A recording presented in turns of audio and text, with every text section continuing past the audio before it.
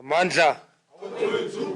Remember, I'm from the Shaft Stewart background. When I say Amandla, I want that volume. Yeah, thinking more.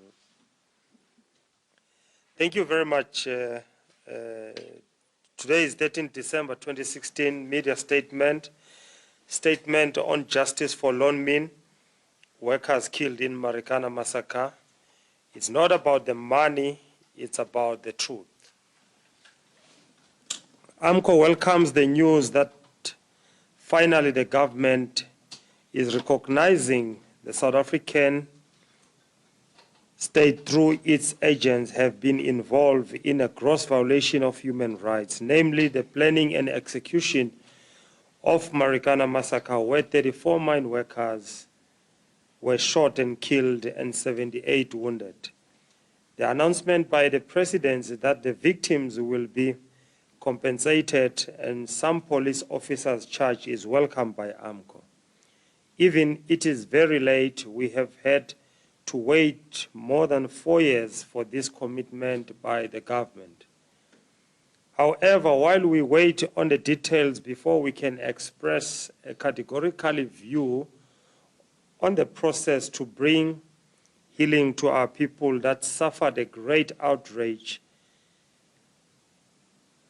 comparable with the Sharpeville massacre, we must express our concern at the lack of consultation by the government and the Ministry of Police, firstly with AMCU representative of the victim families and the arrested and injured and the community at large. More importantly, we are very concerned that the government wishes to find an easy scapegoat in the form of senior police officers, where we know that the decision to break the strike of the heroic Lonmin workers could only have been taken at the highest level of the state. Furthermore, the bosses of Lonmin are not facing any level of accountability for their role in this massacre, when we know that they urged the state to intervene, provided logistical support to the police, and have particularly failed to hold their managers and directors to account, compensate the victims and address the very causes of the strike, namely the struggle for a living wage and decent living condition for their workers. As AMCU, we are on record for saying that the Farlam Commission of Inquiry was totally inadequate in getting to the truth of what happened at Marikana. The Farlam Commissioner failed to find the real perpetrators of the massacre, those who gave the orders to the ones that pulled the triggers. No amount of money can compensate the victim of Marikana. Healing and reconciliation requires justice. As AMCU, we continue what we know will be a long struggle to obtain justice for the workers and their families in this regard, and given that the government is finally recognizing its complicity in the massacre, we demand a commission facilitated by credible independent body to get to the truth of who at the highest level were responsible for the Marikana massacre.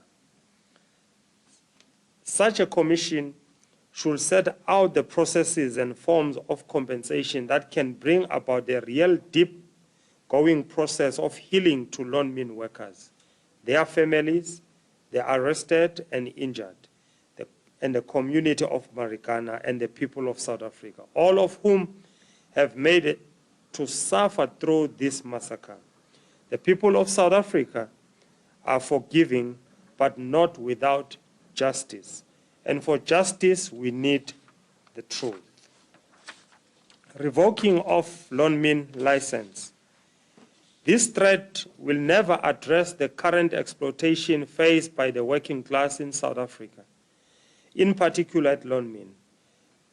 These threats by the state through DMR is a knee-jerk approach by the state avoiding and protecting the neoliberal economic policies that are persistent and are continually and ravaging our nation.